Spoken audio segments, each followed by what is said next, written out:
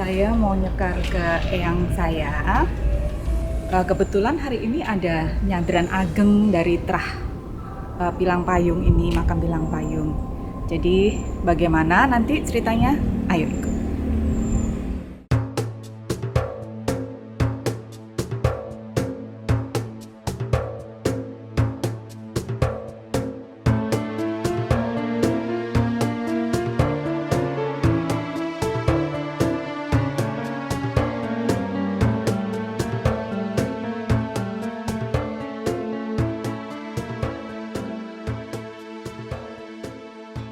Halo, saya bersama Bapak Sri Busono.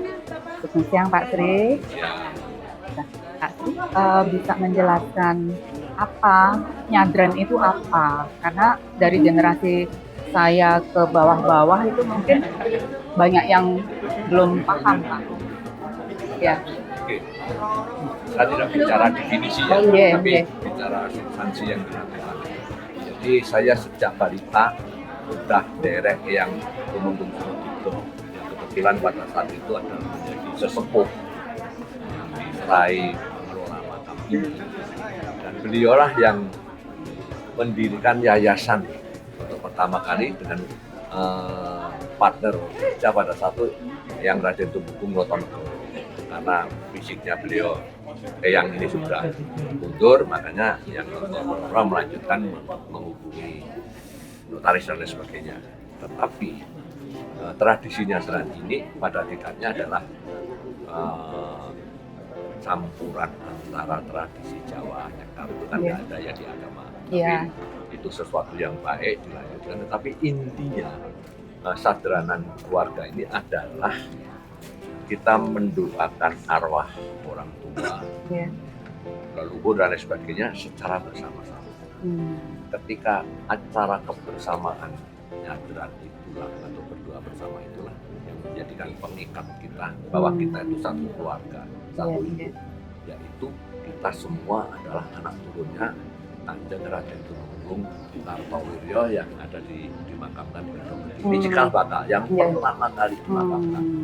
Beliau ini adalah seorang tokoh di tanah Sukowati yang mendapatkan tanah Sukowinangun dari Pakus Buwono dan dijadikan tanah bertikat. Tanah bertikat itu yang nggak pakai setor pajak, itu tanah bertikat. Bebas pajak. Nah, terus turun temurun di antara putra cucu beliaunya, banyak yang jabat Bupati Sragen, ada yang Wiryodiprojo, ada yang Sumonegoro dan yang lain. Jadi intinya bahwa masyarakat di luar keluarga kita mengakui bahwa ini adalah sesepuh Kabupaten Sragen. Jadi leluhur kita yang Kartowiryo ini adalah sesepuh Kabupaten. Dengan tradisinya itu tadi kebersamaan untuk mendoakan arwah leluhur. Kemudian sejarahnya Eyang Kartowiryo bisa dimakamkan di sini bagaimana? Nah, kalau itu kan pada saat itu kita semua Eyang Kartowiryo sendiri kan tidak menulis mengapa memilih di sini. Kita mesti tafsir seperti itu sehingga kalau menurut tradisi Jawa, orang-orang tokoh-tokoh Jawa yang pesu batin pasti mohon petunjuk pada Tuhan. Atau dia dituntun keyakinannya dengan apa itu sebuah feel untuk menentukan di mana. Jadi istilahnya semua ini derek beliau, pemiliknya beliau, karena pada satu tanda petik beliau adalah sesepuh atau kalau istilahnya sekarang mungkin bupati, itu menjadi tapi kan masih dalam kerajaan. Masyarakat semuanya menghormati sehingga beliau memilih itu juga. Mengapa di sini itu yang kita nggak tahu. Tapi kita yakin itu pilihan yang benar ternyata apa ternyata. Dan filosofinya nama Pilang Payung ya, Pilang Payung ini kan dari yang Surodipto. Yang saya itulah itu adalah ini seperti payung itu ya. Ketika hidup silahkan cari apa-apa mencari derajat tapi ketika meninggal berkumpul di satu tempat yang namanya Prambanan ini menyatu. Tetapi ketika kehidupan sosialnya mau sampai ke luar negeri, mau sampai kemana, jadi menteri, jadi apa silahkan. Tapi diharapkan ketika meninggal menjadi berkumpul di tanah.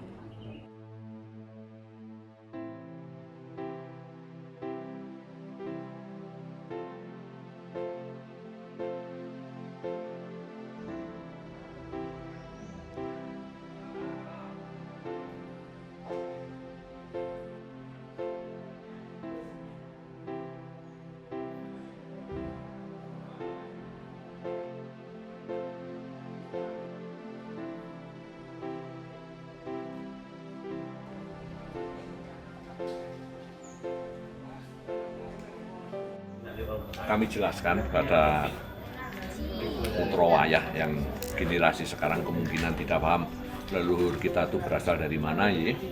Leluhur kita itu berasal dari yang Kartowiryo, yang Sumari pertama itu putra wayah dari Ki Ageng Sila. Ya, nanti urutan ke bawahnya saya lihatkan di sana, tapi ini saya lihatkan yang ke atasnya. Ki Ageng Sila itu adalah putra dari Ki Ageng Getas Pandawa, dari Raden Bundan Kejawan Danawaningsih, ya toh, dari istri keempat Brawijaya terakhir Nyi Wandan.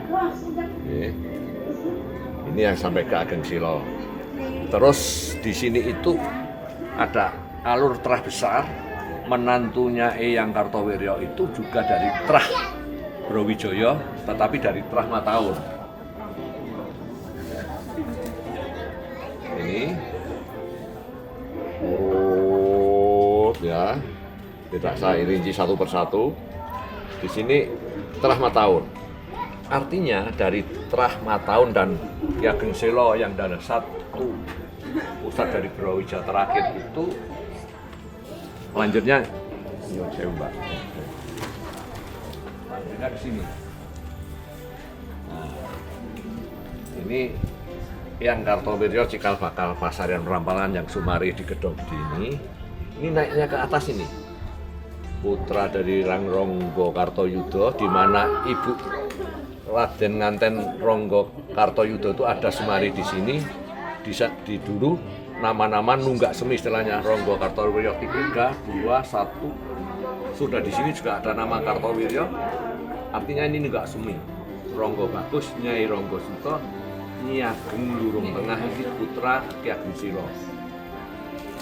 Putranya ada 11. Yang Bajeng itu adalah Nyi Ageng Lurung Tengah yang melahirkan Eyang Karto sampai ke titik Eyang Kartowiryo. Pertanyaannya, ketemunya terah Ki Ageng Sila dan Mataun ada di sini. Nah, di sana berhenti di Kanjeng Raden Arya Adipati Mataun. Nah, ini mempunyai putri dan lain sebagainya, ketemunya di sini. Nah, ini Raden Tumenggung Sumawiryo itu Sumawicitra, yang di Sumawicitra itu sebelah baratnya Gedong Gede. Itu adalah terah Mataun, yang putri adalah putranya yang Kartowiryo ini. Artinya di sinilah kita tulis pertemuan terah Kartowiryan dan terah Sumawicitra itu adalah perwujudan ketemunya terah Ki Ageng Sila dan terah Mataun.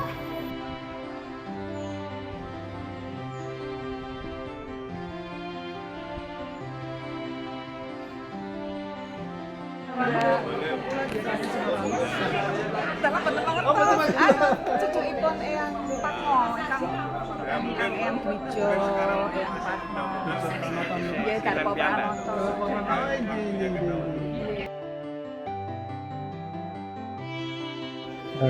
Mulai tahun 2022 saya ditunjuk sebagai ketua Paguyuban Suci Pasarean Prambanan Pirang Palu. Itu paguyuban yang dibentuk oleh pengurus lama, oleh kakak kandung saya, yang didirikan pada waktu itu tahun 2015. Sebelum tahun 2015, itu tidak ada istilah paguyuban, tetapi yayasan. Yayasan Suci Pasarean Pilang Payung Prampalan. Nah, sehubungan dengan berakhirnya masa berlakunya yayasan, kemudian kakak kandung pada waktu itu sebagai ketua membentuk paguyuban tahun 2015, sampai beliau meninggal dunia di tahun 2021 karena COVID waktu itu, dan 2022 saya ditunjuk sebagai ketua menggantikan beliau. Ini memang sesuai wasiat dari leluhur bahwa yang bisa menggantikan ketua itu yang pancer lanang istilahnya. Ini pancer lanang. Nah, saya sebagai ketua. Kemudian mengapa paguyuban ini bukan saya ganti, harus didampingi dengan yayasan atau organisasi yayasan. Bermula dari bahwa leluhur kami itu pernah membeli sebidang tanah seluas 5.700 sekian meter itu sebagai calon makam perluasan makam yang sekarang. Jadi, kalau penuh akan berpindah ke sana. Nah, pada waktu itu saya lupa tahunnya, tetapi saya masih kecil. Sertifikasi atau legal formal dari tanah itu sangat sulit. Jadi, sangat sulit. Berpuluh tahun itu sangat sulit. Tetapi ketika saya menjadi ketua, alhamdulillah saya urus dan saya targetkan dalam waktu 8 bulan itu sertifikat harus selesai, dan itu selesai. Syaratnya tadi saya sampaikan bahwa yang berhak memiliki aset sebidang tanah itu bukan paguyuban. Paguyuban itu satu perkumpulan masyarakat tidak boleh memiliki aset.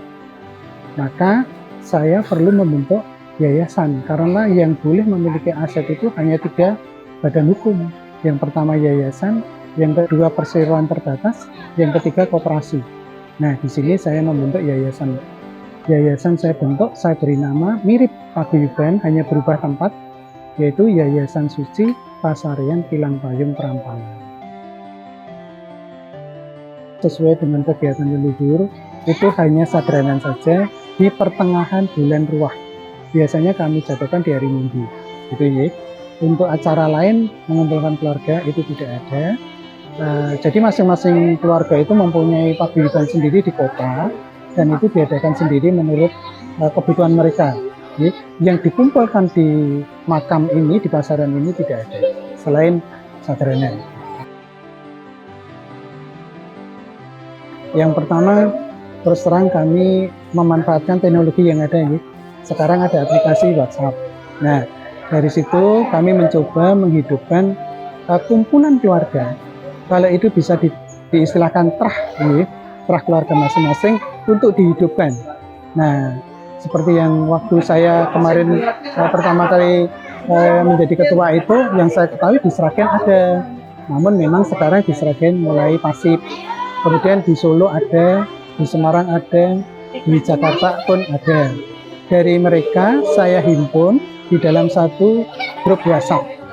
Nah, setiap saat kami akan saling bertukar informasi, terutama untuk kegiatan sadranan ini kami informasikan melalui undangan, dan yang terpenting bahwa kami meneruskan kebijakan dari leluhur itu, mereka kami hadirkan untuk nyengkuyung doa bersama pertama, yang kedua memperhatikan dan merawat makam leluhur.